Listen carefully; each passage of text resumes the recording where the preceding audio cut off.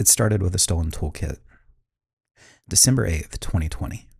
FireEye, one of the most respected cybersecurity firms in the world, announced that they had been hit by a nation-state attacker. The Red Team toolkit, the same tools that their own ethical hackers used to test client defenses, had been stolen. It would be embarrassing for any company. It was alarming for a cybersecurity firm. But what FireEye's investigators found next would send shockwaves through every government agency, every Fortune 500 boardroom, and every intelligence office in Washington. While digging into their own breach, they stumbled onto something far larger. Attackers had entered a backdoor into SolarWinds' Orion software. It was a routine IT monitoring tool trusted by thousands of organizations worldwide. FireEye had named the malware Sunburst. What they didn't know yet, though, what nobody knew, was that this backdoor had been silently active for months. Confirmed compromises dated back to March of 2020. Forensics evidence revealed files associated with the attack compiled as far back as December of 2019. The attackers hadn't broken through a door. They had written the door itself. And of SolarWinds' 300,000 customers, 33,000 used Orion.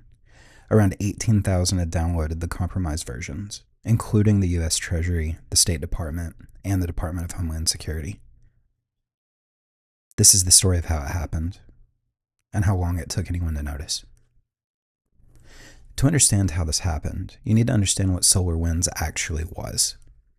Founded in 1999 in Tulsa, Oklahoma, by brothers Donald and Dave Yonts, SolarWinds spent 2 decades quietly becoming one of the most important companies in IT that most people had never heard of.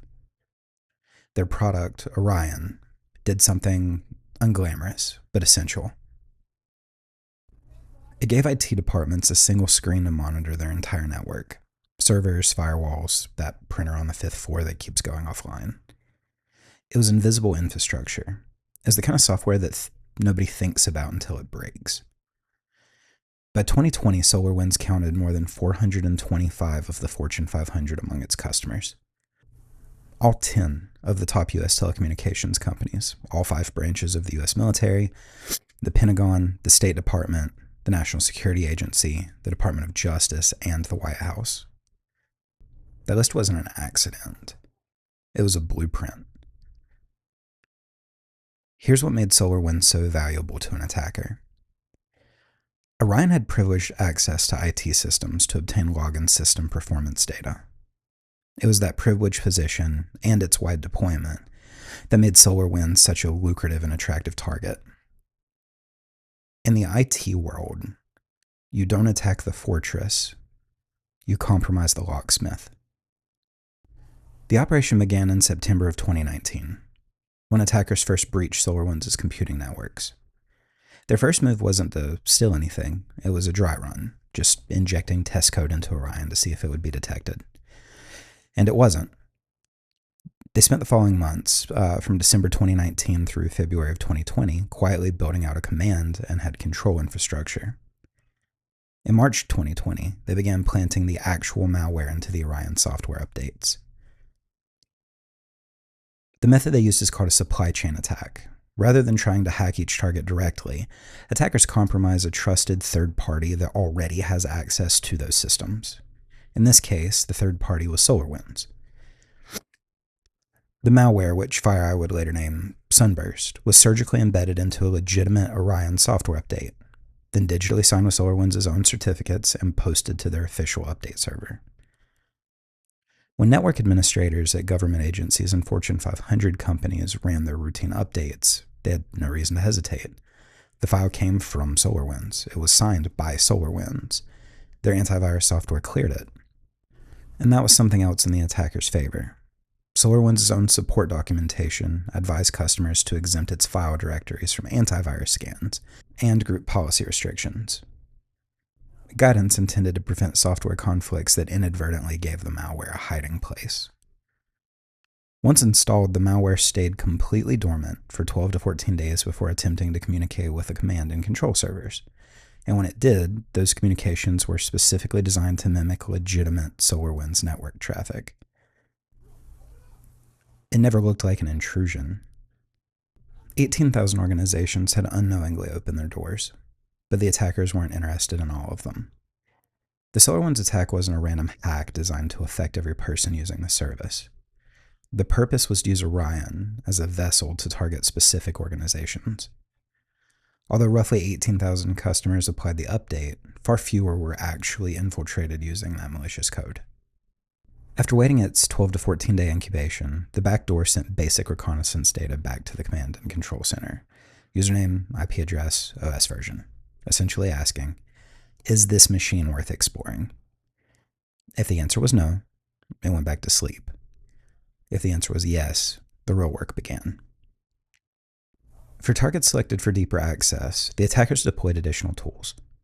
A dropper called Teardrop, loaded from a fake image file named graciostruth.jpg, installed a customized version of Cobalt Strike, which is a commercial penetration testing tool, and they repurposed it for malicious access. From there, attackers moved laterally through victim networks using stolen credentials. They preferred credential theft over deploying more malware. That last detail is important. By moving through networks using legitimate stolen credentials rather than additional malware, their activity looked identical to normal user behavior. There were no obvious signatures for security tools to catch. They were ghosts dressed as employees. Months of undetected access let attackers explore networks and identify targets. They exfiltrated the data at their leisure. Among the confirmed victims, the U.S. Treasury Department, the State Department, the Department of Homeland Security, the Department of Justice, and parts of the Pentagon. The full extent of what was taken remains largely unknown. The level of access, however, appears to have been deep and broad. And there was one more detail that made forensic investigation almost impossible after the fact. Due to the volume of data involved, many organizations don't keep access logs long enough to determine whether or not a compromise occurred. They may never know exactly what was read and what was copied and what was quietly carried out the door. The thread that unraveled everything wasn't pulled by a government agency. It wasn't pulled by SolarWinds. It was pulled by a cybersecurity company investigating its own breach. On December 8th of 2020, FireEye disclosed that attackers had stolen their Red Team penetration testing tools. The same tools their ethical hackers used to probe client defenses.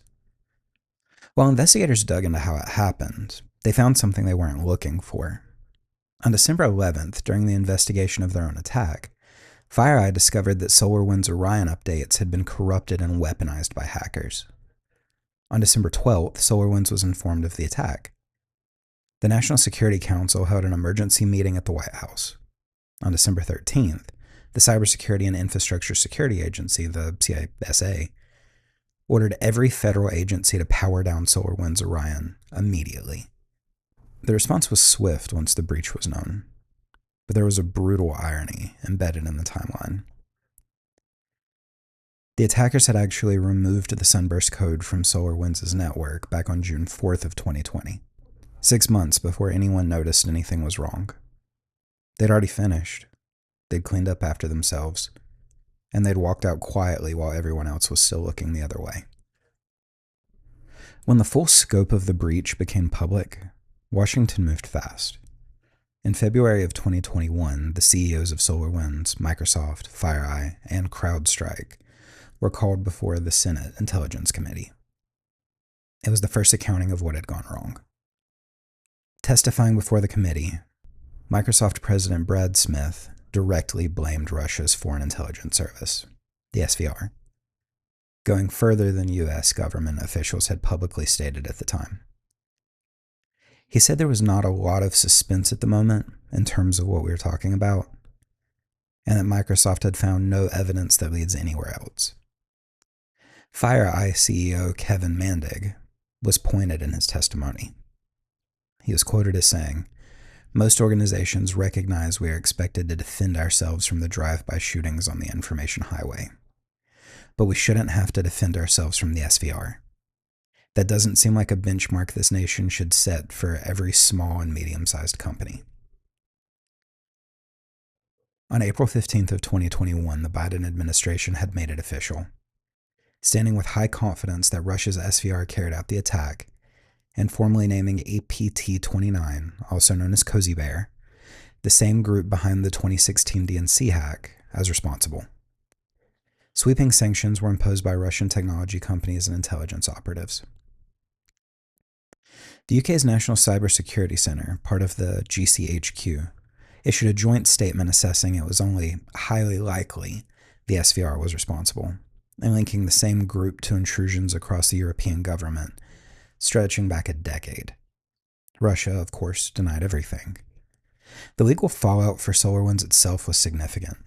In October of 2022, SolarWinds settled a shareholder class action lawsuit for $26 million, with shareholders alleging the company had neglected internal security and misled the public.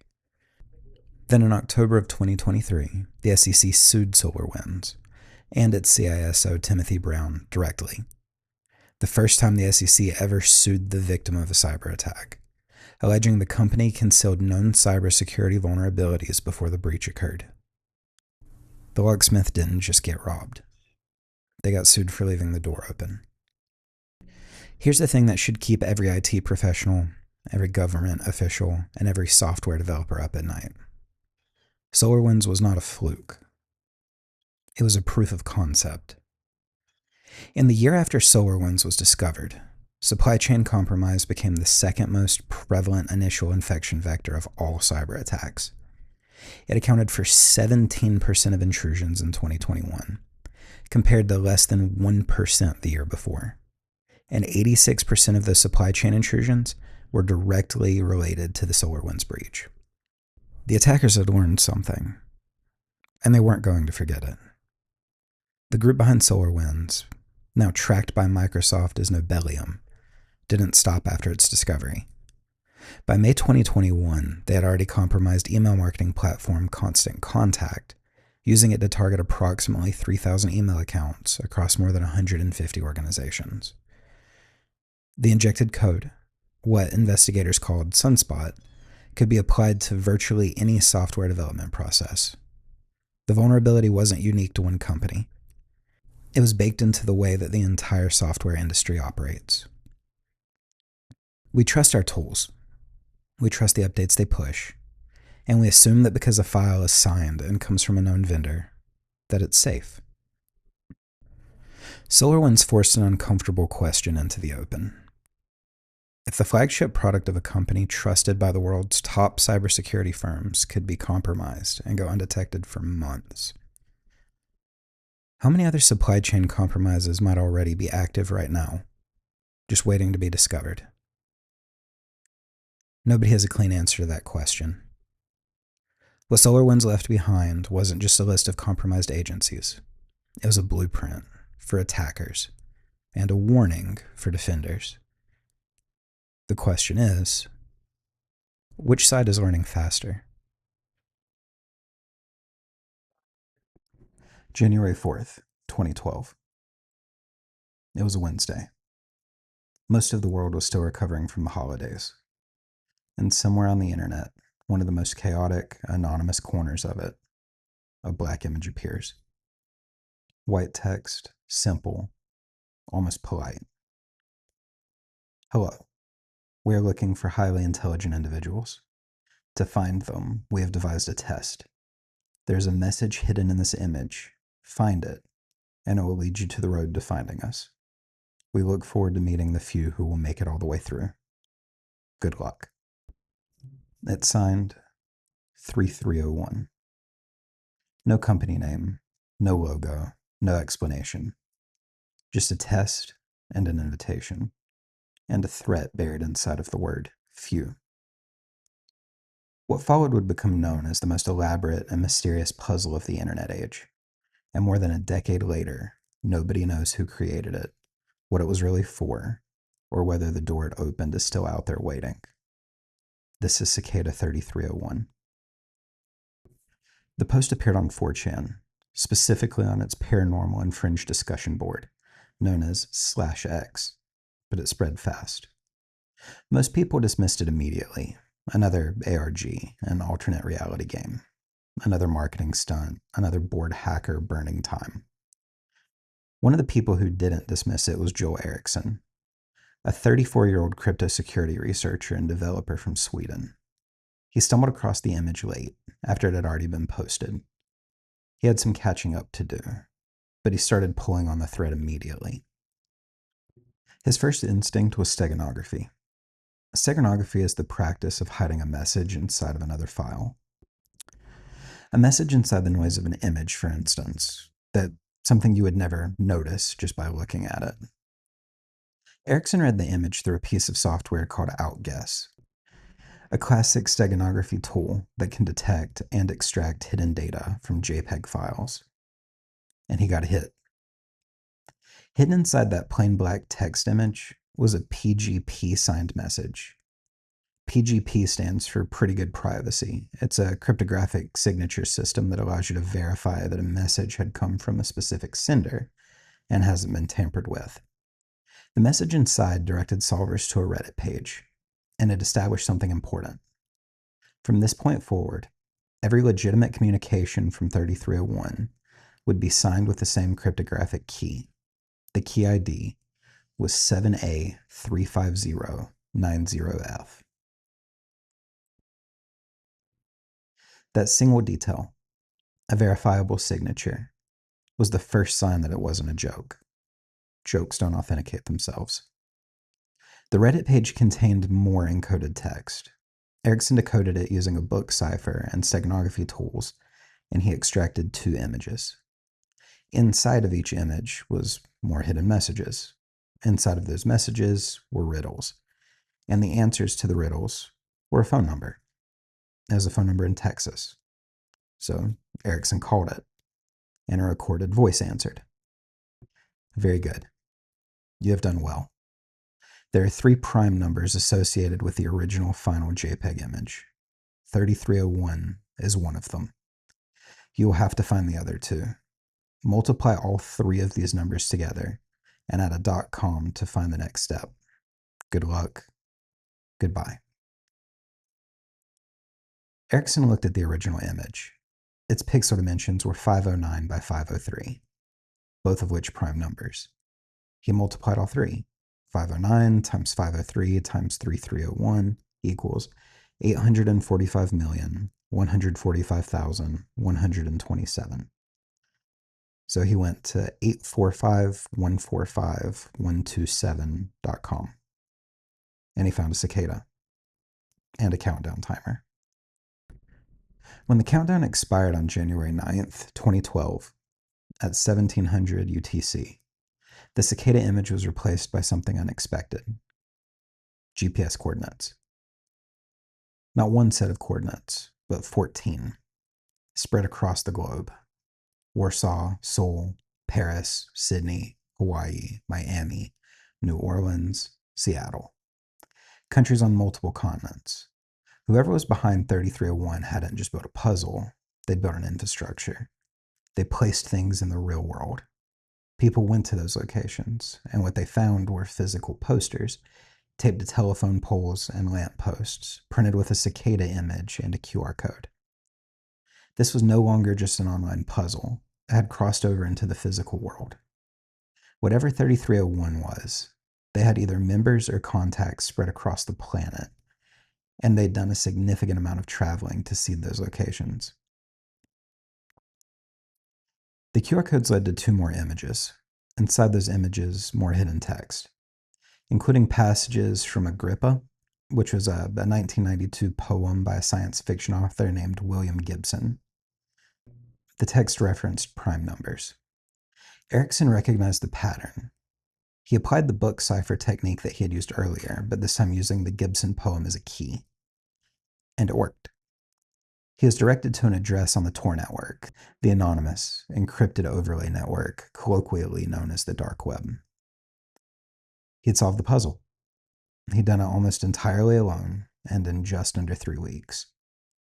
But by the time he had arrived to the Tor address, it was too late. 3301 had left a message. They were disappointed. Solvers had been sharing solutions publicly, collaborating in ways that meant individual participants hadn't actually completed all of the steps themselves. 3301 wanted individuals, people who could carry the entire chain of reasoning on their own. The people who had registered in time, in Erickson's words, were mostly ones that had not actually solved much of the puzzles themselves. He'd beaten the puzzle. He had just beaten it 60 seconds after the door closed. On February 5th, 2012, roughly 1 month after the first image appeared, 3301 posted a PGP-signed message on 4chan. We have now found the individuals we sought. Thus, our month-long journey ends.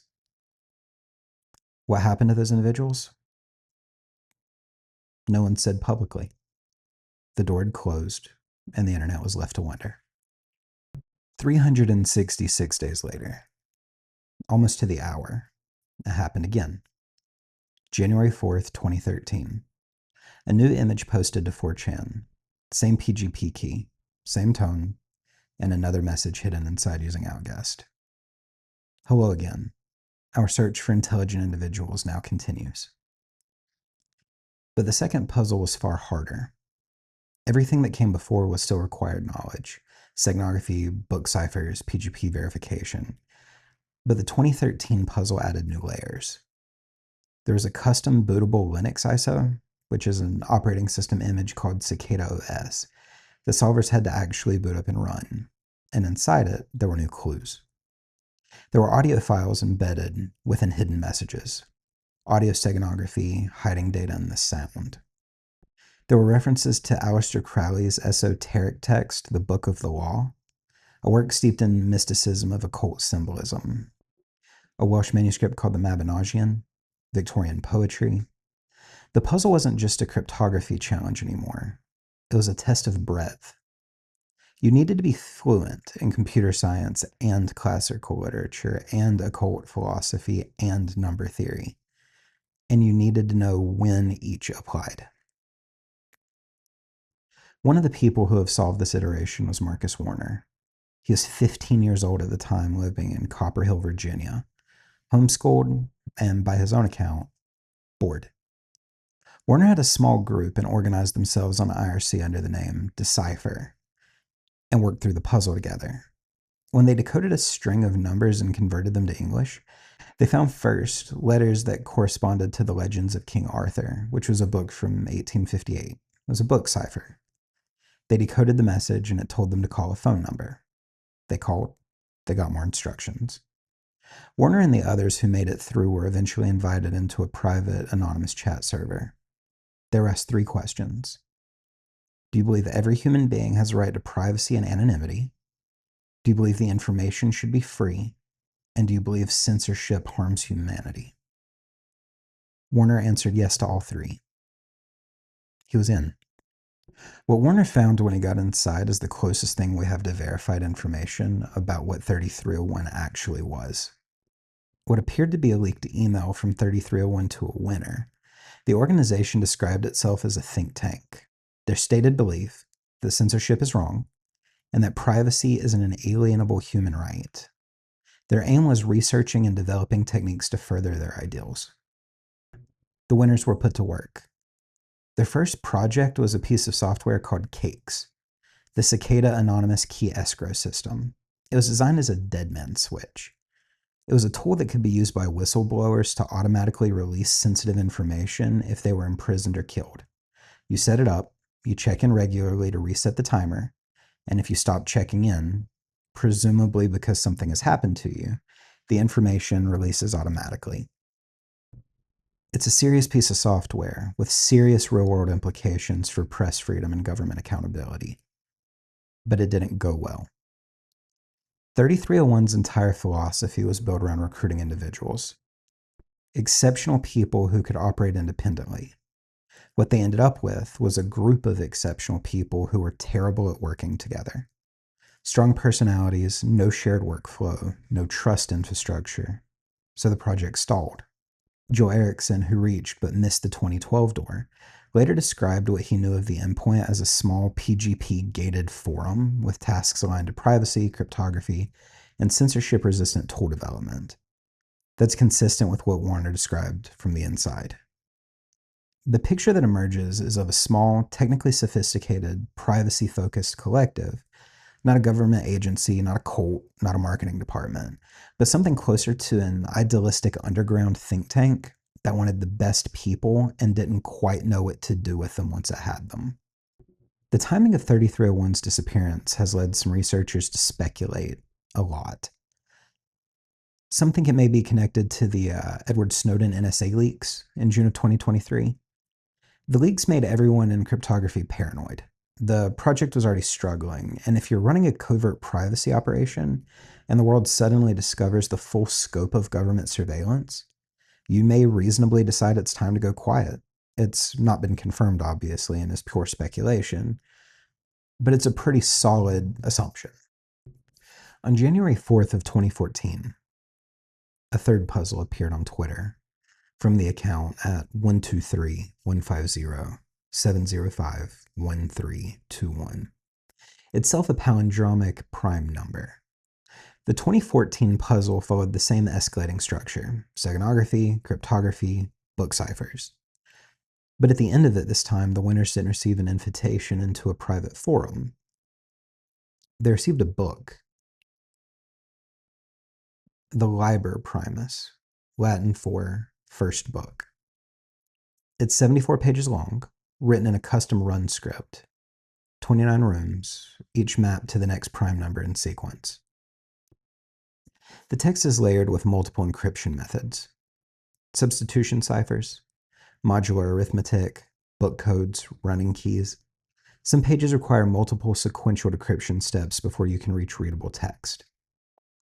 The decoded sections talk about what you would expect from what we know of 3301: privacy, knowledge, self-determination, the freedom of information. One passage instructs: question all things, discover truth inside yourself, follow your truth, impose nothing on others. As of today, somewhere between 14 and 18 pages of the Liber Primus have been successfully decoded, depending on the source. Exact decoded page count varies across community trackers and has not been officially confirmed. The rest, the majority of the book, remains encrypted. More than a decade of effort by cryptographers, mathematicians, and dedicated community members has not cracked it. The third puzzle itself has never been fully solved.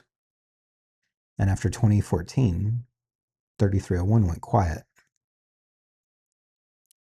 No new puzzles appeared on January 4th, 2015. In 2016, a single image appeared on the associated Twitter account, signed with the authentic 3301 PGP key, a message directing solvers back to the Liber Primus. The path lies empty. Epiphany seeks the devoted. Liber Primus is the way.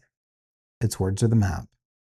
Their meaning is the road, and their numbers are the direction. Seek and you will be found. Beware false paths.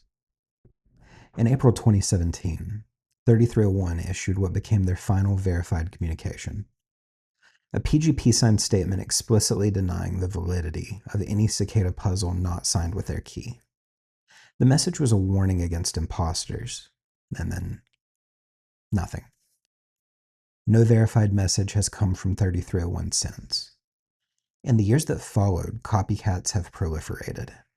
In July 2015, before the final message, a separate hacker group that called themselves 3301 and attacked Planned Parenthood's database. The real 3301 immediately issued a PGP signed denial, stating they had no association with the group and did not condone the use of their name or symbolism. The hacker group later confirmed they weren't affiliated. FOIA requests filed specifically naming Cicada 3301 have turned up in CIA logs. The responses were either heavily redacted or returned with no records found. That absence is not evidence of anything. It could mean nothing existed, or it could mean that it existed and was successfully compartmentalized. No confirmed case has ever been established of a Cicada 3301 solver being subsequently recruited by any government's intelligence agency. Because the identity of 3301 was never confirmed, theories filled a vacuum. The most popular theory is that a government intelligence agency, whether it be the NSA, MI6, CIA, running a covert recruitment program targeting elite technical talent through a publicly deniable channel. And it's not a crazy theory. It's actually quite common for intelligence agencies to use unconventional recruitment methods. The problem is the evidence doesn't support it. The Project 3301 recruited was for cakes, whistleblower infrastructure. That's the opposite of what a surveillance agency would build. The organizational philosophy, decentralized, privacy first, hostile to censorship, is also inconsistent with how intelligence agencies operate, and no agency has ever claimed it, even after it went silent. The US Navy did run a public cryptographic recruitment puzzle in 2014 called Project Architeuthis, explicitly inspired by Cicada 3301, but that was overt, branded, and announced. The comparison actually highlights how differently a real government program behaves. Other theories include that 3301 was connected to the cyberpunk movement, a community of cryptographers and activists that emerged in the late 80s and early 90s, dedicated to using cryptography as a tool for social and political change. The philosophy, the tools, and the values 3301 expressed are closely aligned with cyberpunk ideology. Some researchers have even suggested that 3301 may have been an evolution of or a recruitment arm for a cyberpunk adjacent organization, but that's unconfirmed. Other theories suggest that it was an elaborate art project, a kind of structured experience with no end goal beyond the experience itself. The problem with that theory is the cake software. Real software was built, real people were put to work, and art projects don't generally produce functional whistleblower infrastructure. The most likely answer, the Occam's razor answer, if you will, is the boring one. A small, sophisticated, privacy-minded collective with a genuine ideological mission who created an extraordinary recruitment filter successfully found some of the people that they were looking for. They failed to get them to collaborate effectively.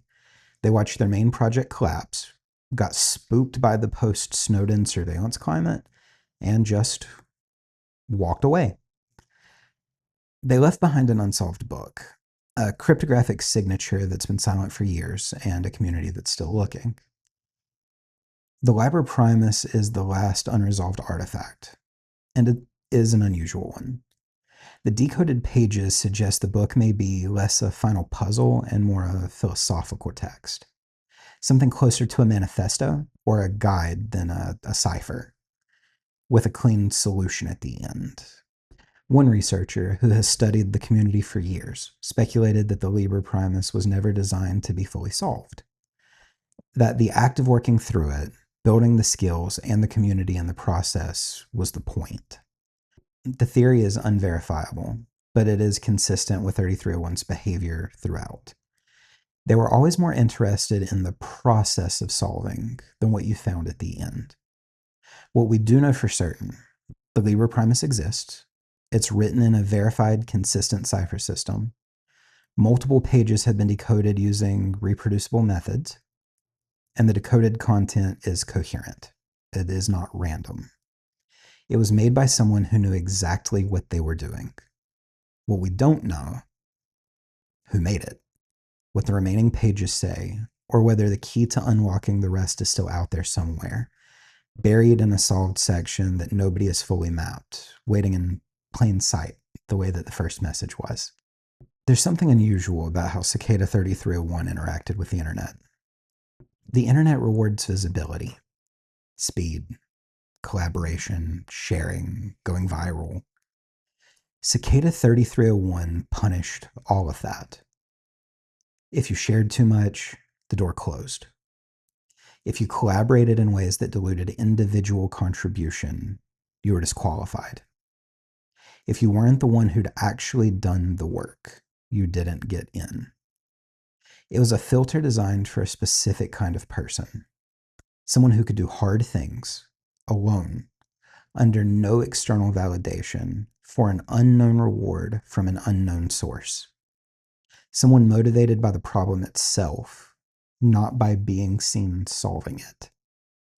Whether 3301 was a privacy collective, a cyberpunk remnant, something stranger, or even something so mundane that it would be anticlimactic to say out loud.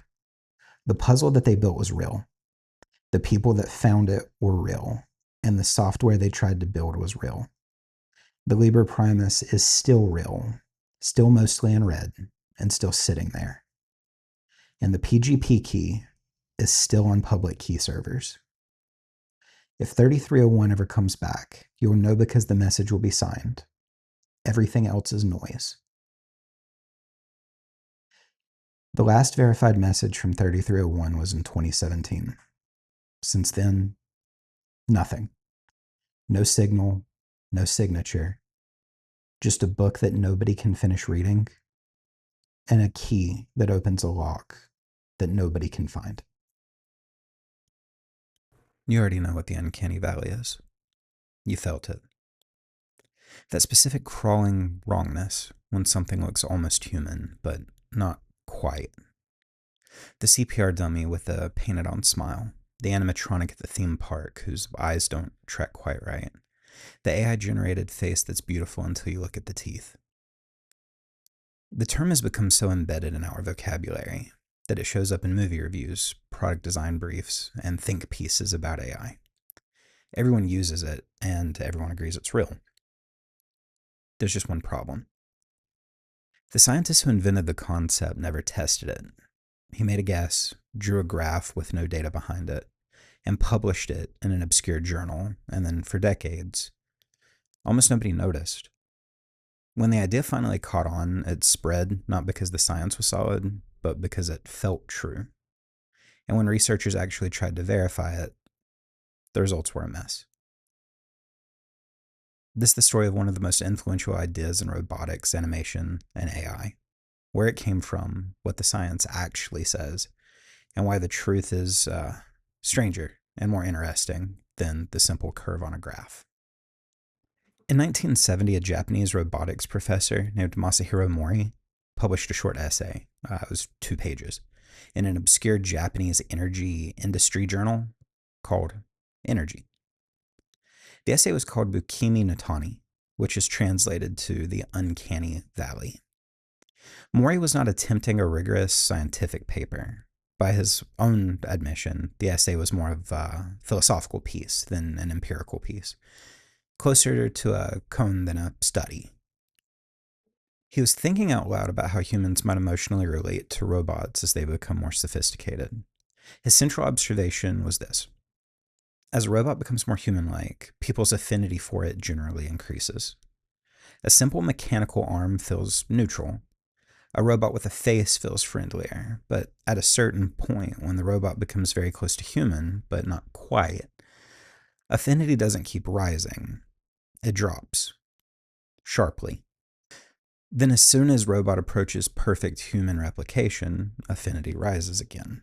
He illustrated it with a graph, a curve with a dip in it, and that dip was the uncanny valley. Here's what that graph was based on. It was Mori's personal intuition, his observations. No controlled study, no data point, just the feeling of a thoughtful engineer who had spent a lot of time around robots and prosthetic limbs.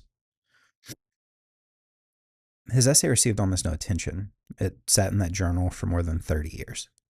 It wasn't translated into English until 2012, 42 years after his publication, in an authorized translation for IEEE Spectrum. So how did an untested, unread 2-page essay become one of the most cited concepts in robotics and AI? The answer is, of course, the internet. As 3D animation and CGI became sophisticated enough to attempt realistic faces in video games and film, people needed language for the specific wrongness that they were experiencing. When references to Mori's concept began circulating in robotics and computer graphics circles in the early 2000s, the term spread rapidly because it was named something people had already noticed but couldn't articulate. The most famous case study arrived in 2001, Final Fantasy: The Spirits Within. Directed by Final Fantasy creator Hironobu Sakaguchi, it was produced with a $137 million budget. It was the most expensive video game adaptation ever made at the time. Its central ambition was to create the first photorealistic CGI human characters in a feature film. The lead character, Aki Ross, had 60,000 individually rendered and animated strands of hair. The production team hoped she would become a digital actress, licensed out to star in other films. The film grossed $85 million against its $137 million budget. Square Pictures, the studio behind it, shut down the following year. The merger between Square and Enix, which became Square Enix, was delayed because Enix was hesitant to merge with a company that had just lost that much money.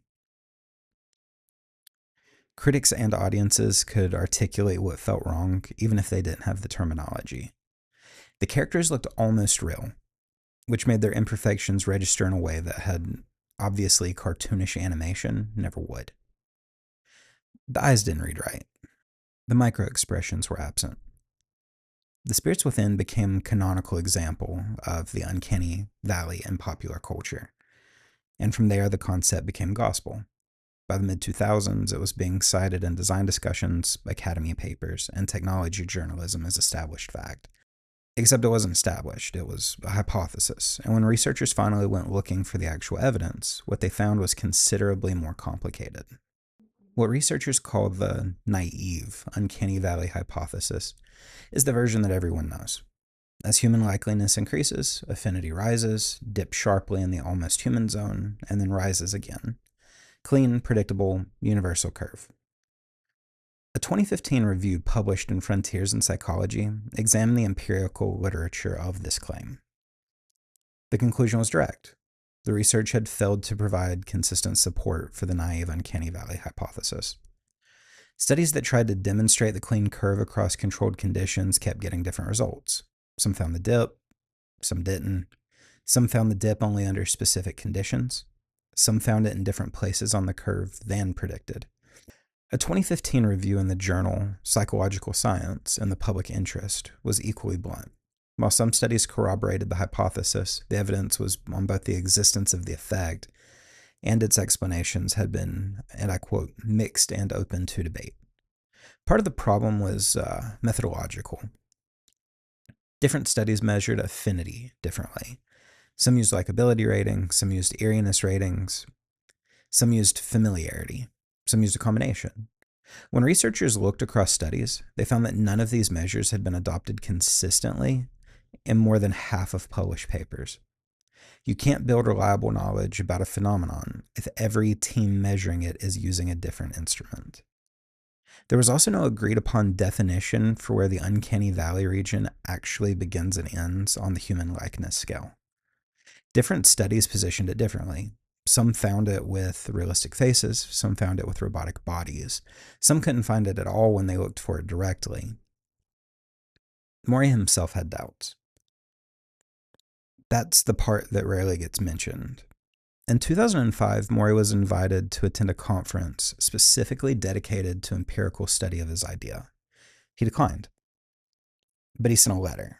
And in it, he wrote that while he had introduced the notion of the uncanny valley, he had, in his words, not examined it closely. He also walked back parts of the original formulation.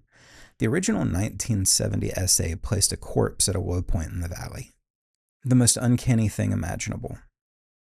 By 2005, Mori had changed his view on this. He had also revised his thinking about the high point of the curve. The man who invented the uncanny valley was 35 years later expressing reservations about his own model. It wasn't a scandal. Science works by revision and refinement, but it's context that gets lost when the concept is cited as settled truth. What the research does support, though, is where it gets interesting. Because the failure of the naive hypothesis doesn't mean that the effect does not exist. It means the simple version of the story is wrong, and the real story is more complicated. The hypothesis with the strongest empirical support is called the perceptual mismatch hypothesis. And the idea is this. The uncanny valley isn't simply about how human something looks.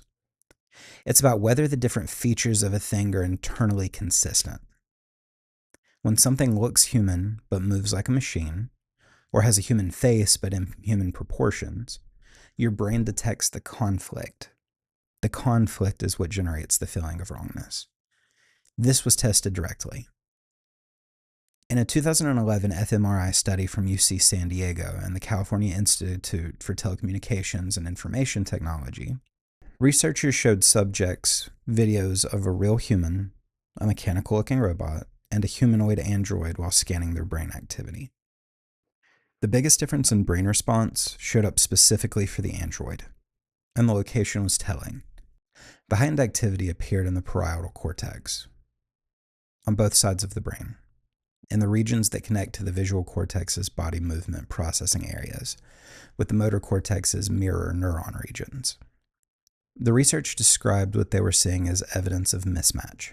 The brain's prediction system had built an expectation based on the android's human appearance, and that expectation was violated by its non-human movement.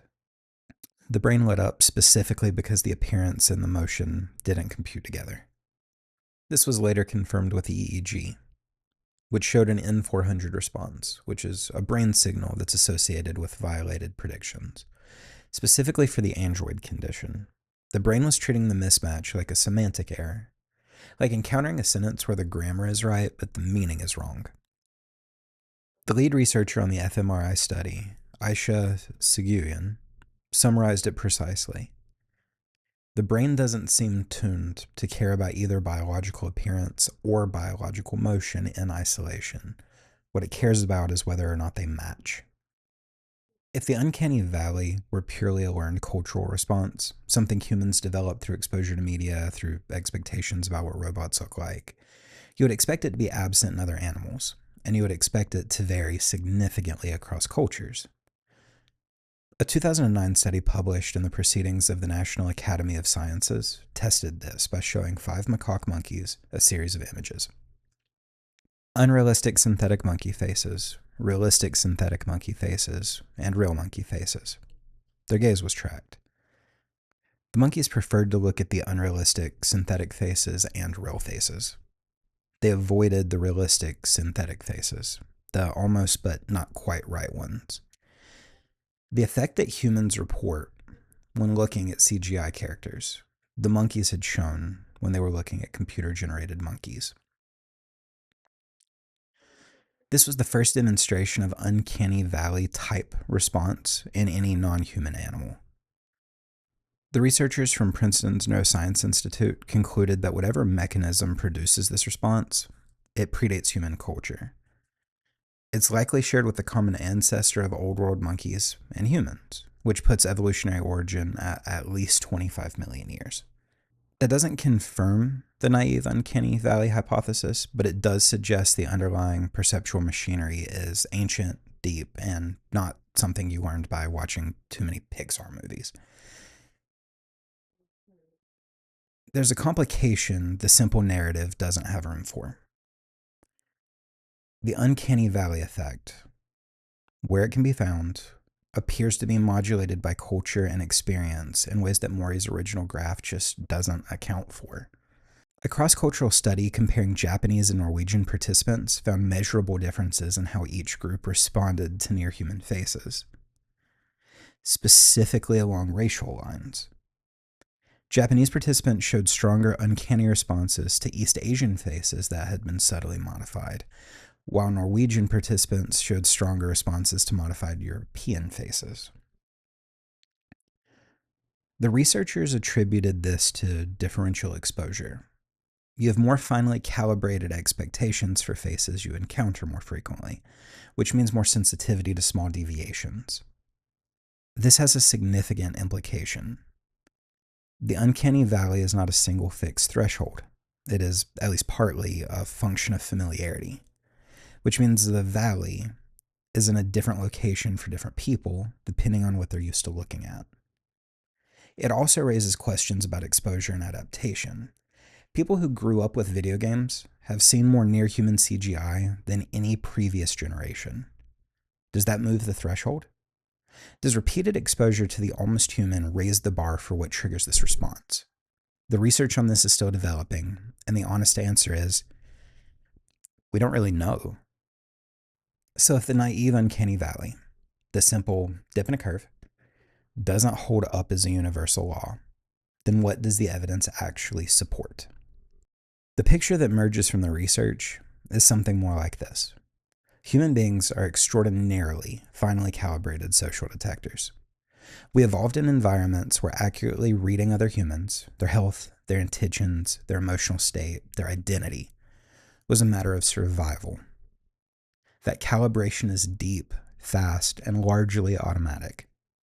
When something activates that social detection system by looking human, moving humanly, making human-ish sounds, it triggers a set of very specific expectations. And when those expectations are violated, the mismatch produces a response that registers as aversion, wrongness, or unease. The valley isn't really a dip in an affinity curve. It's the activation zone of a very sensitive error detection system that was never designed to evaluate robots. When something falls into that zone, your brain doesn't evaluate it as a machine doing a decent impression of a human.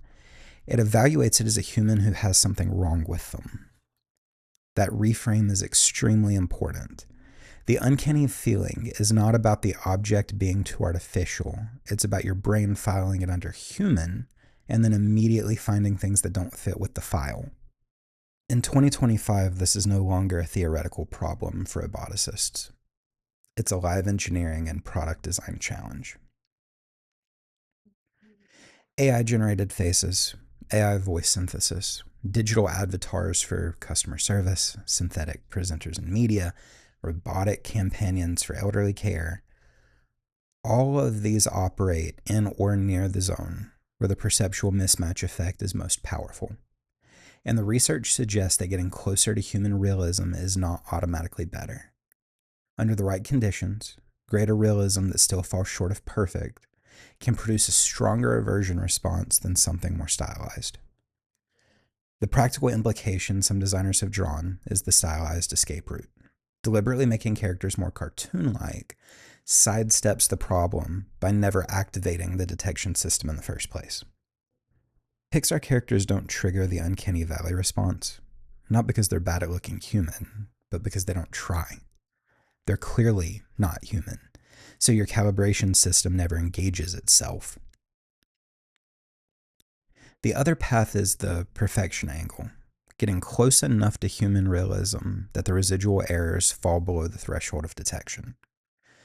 This is where AI-generated imagery is actively pushing.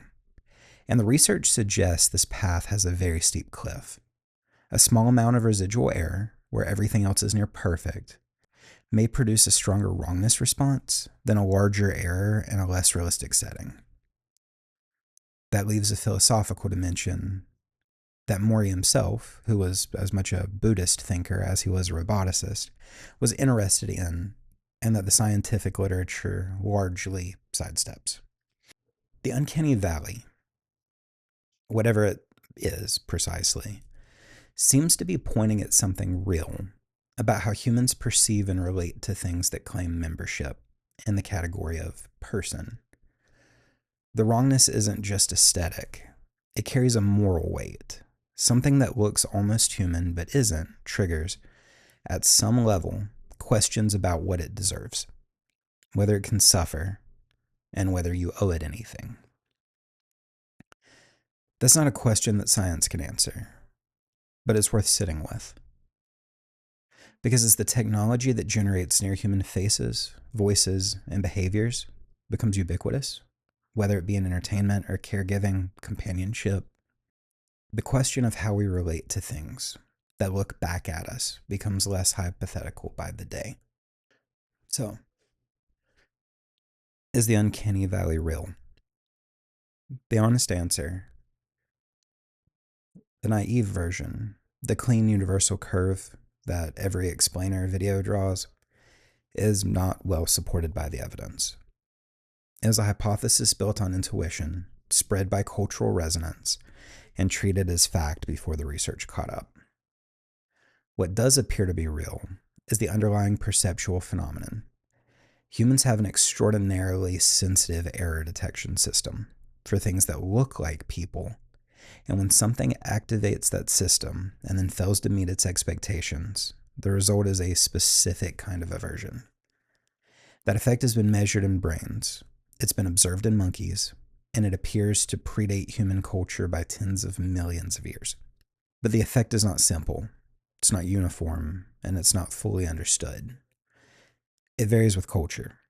It varies with individual experience, and it depends not just on how human something looks, but whether its different features are internally consistent. The valley is not a fixed location. It is a dynamic threshold that shifts based on what you've been exposed to and what your brain has been trained to expect. Maury drew a curve with no data. The data that followed made the curve look messier, more conditional, and more interesting than he imagined. And somewhere in that gap between the clean story and the complicated truth is where the real question lives. As technology that builds near human faces and voices and behaviors becomes more powerful and more ubiquitous, what exactly are we building towards? And what does it mean that something 25 million years of evolution installed in us keeps firing in protest? The uncanny valley exists because you know what a real person looks like. Because you've spent your entire life learning the texture of the genuine human presence. Micro movements, the weight behind the eyes, that specific quality of attention that a conscious being pays to the world. The wrongness you feel is not about the machine. It's a reflection of you. Everything you've absorbed about what it means to be alive in a body, to be looked at by something that actually sees you. That feeling, that recoil, in a strange way, is one of the most human things about you. The question is whether we'll still have it once the machines get good enough, and whether we'll even notice when it's gone. I don't believe in much. When something can be explained, I try to explain it, and when I can't, I say so. I was in the GATE program, gifted and talented education, public school, pulled out of class once a week to sit in a different room with a different kind of lesson and a different kind of test. I remember the pink liquid, the headphones, and the headaches they gave me. I remember being told a story about squeezing milk from a rock like it was some kind of test I was supposed to solve. And I have that mole on my left arm that everybody talks about having. None of that means anything on its own. The problem is, I'm not the only one who remembers. The gifted and talented education program wasn't one thing. It was a top-down, federally promoted idea from the Department of Education, with individual states left to implement it however they saw fit. Some called it FLAG, some called it TAG. The structure, the curriculum, and the frequency were all varied by district, and there was no single unified program. To understand why it existed at all, you have to go back to October 4th of 1957. That's the night that the Soviet Union launched Sputnik, the first artificial satellite ever put into orbit. And it was about the size of a beach ball. It bleeped, and it absolutely broke the American psyche. Sputnik triggered a national panic, not just about the Cold War threat of Soviet bombing or espionage, but about the perceived failures of the American education system itself. The question being asked in government offices and newspaper editorials was the same. How did they get ahead of us? And the answer a lot of people landed on was that our schools weren't producing the right kind of minds. 1 year later, Congress passed the National Defense Education Act, a landmark piece of legislation that allocated millions of dollars specifically toward identifying gifted students, with secondary school guidance counselors tasked with testing and tracking them. The government also created something called Project Talent, which was a nationwide survey that tested over 460,000 high school students across more than 1,000 schools in an effort to locate the country's most academically capable young people. Think about that framing for a second. The federal government was now in the business of finding exceptional children, cataloging them, tracking them, and routing them towards outcomes aligned with national defense priorities. And that's not just some conspiracy theory, that was their stated policy. The NDEA established the precedent that led directly to programs for gifted and talented students, especially those in mathematics, science, and related subjects back in the 60s.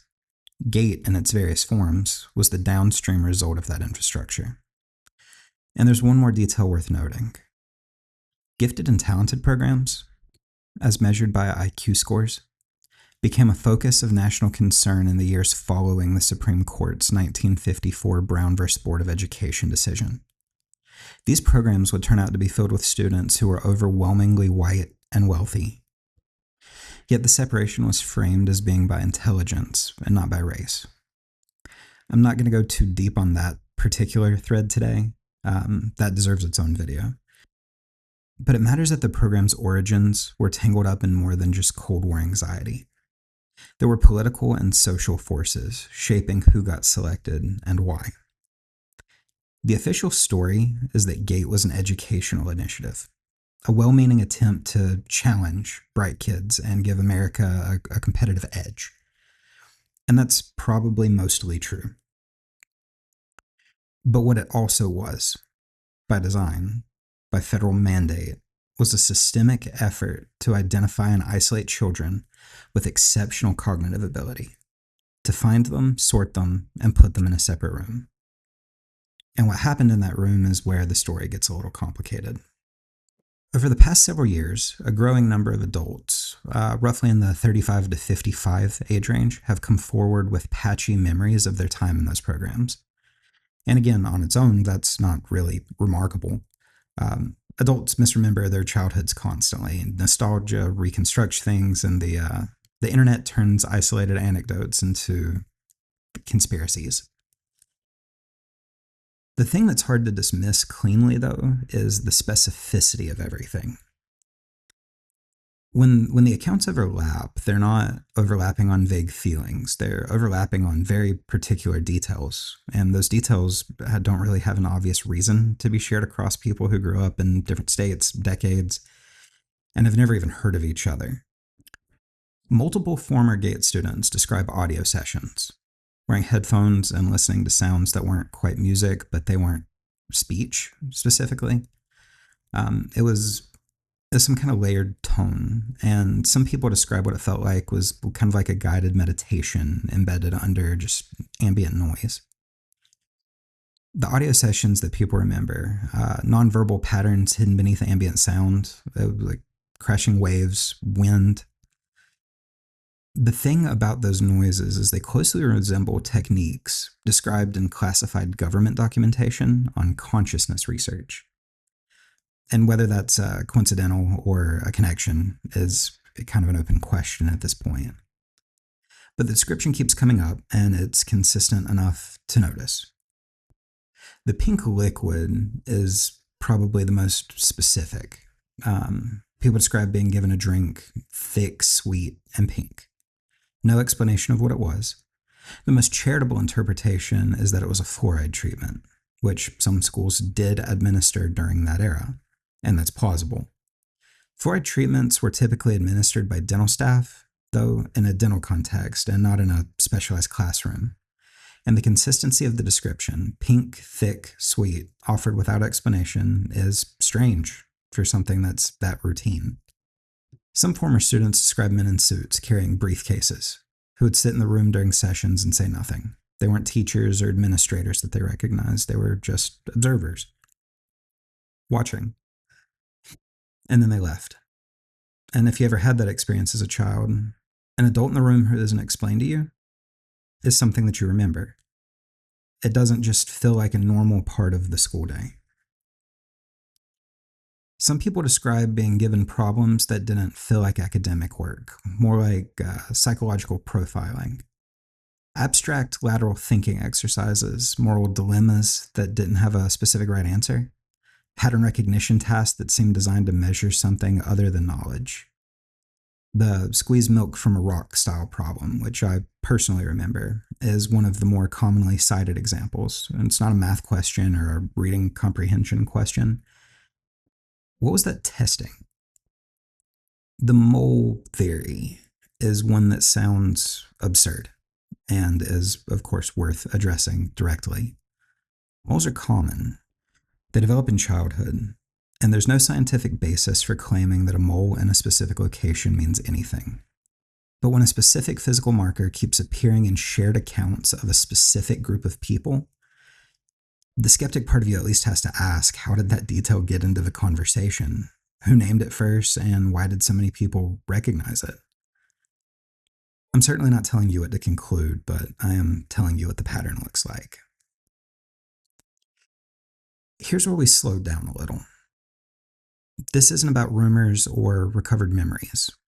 I want to make sure that this is documented history, and this is the part that bothered me the most when I started digging into it. John Curtis Gowan was born in Boston in 1912. He entered Harvard at 17, he earned a doctorate from UCLA, and became a founding faculty member at California State University, Northridge, where he taught educational psychology from 1953 until he retired in 1975. He became interested in gifted children following the Soviet launch of Sputnik in 1957, and the following year, he founded the National Association for Gifted Children. Gowan was not a fringe figure. He was a fellow of the American Psychological Association. He was the intellectual architect of what the gifted education in America would become. When the federal government decided it wanted to find and develop exceptional children, Gowan was one of the people shaping what it looked like. Alongside his work in educational psychology, Gowan had a documented and serious interest in psychic phenomena as it relates to human creativity. Work he said was inspired by the writings of Aldous Huxley and Carl Jung. And it wasn't just a footnote in his career. It was a parallel track that ran alongside his mainstream academic work. His published books include Trance Art and Creativity, and a volume titled Development of the Psychedelic Individual, a psychological analysis of the psychedelic state and its attendant psychic powers. It wasn't just some fringe pamphlet. It was a published academic text by the founder of the National Association for Gifted Children about the psychic capabilities of individuals in psychedelic states. Gowan developed a model of mental development that built on the work of Piaget and Erikson, but extended further, theorizing an individual's ability to tap into mystical states of consciousness. In Trance, Art, and Creativity, he proposed a hierarchy of human awareness in which creativity was a stage, followed by psychedelic experience, and then the intuitive or psychic levels of consciousness. He posited that human evolution could move towards higher modes of awareness, with creativity as the sixth stage, followed by psychedelic, and then psychic or intuitive levels. So here's the picture. A man who believed that exceptional minds could be developed towards psychic capability founded the organization that shaped gifted education in America. At the exact moment the federal government was investing heavily in identifying and isolating those same exceptional children. In 1983, a classified report titled Analysis and Assessment of the Gateway Process was produced for the CIA by U.S. Army Lieutenant Colonel Wayne McDonnell.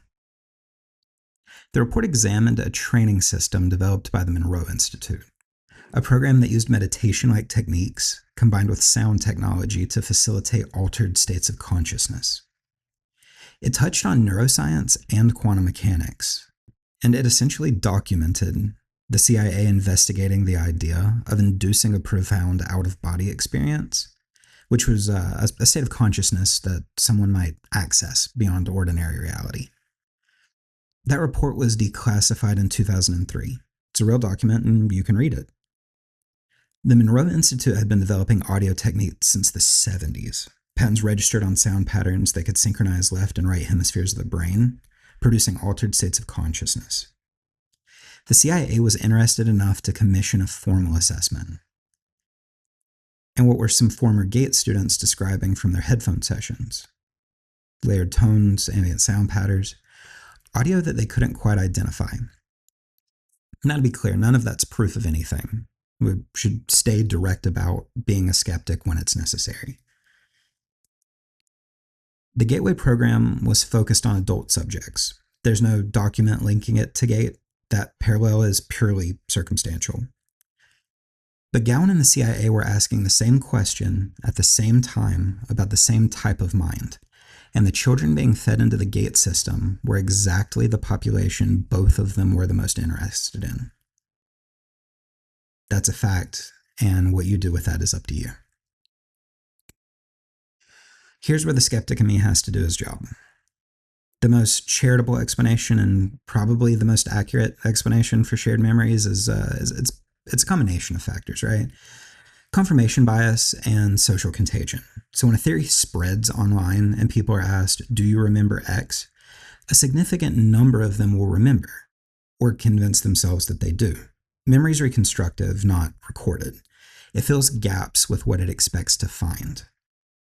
Second, there was no single gate curriculum.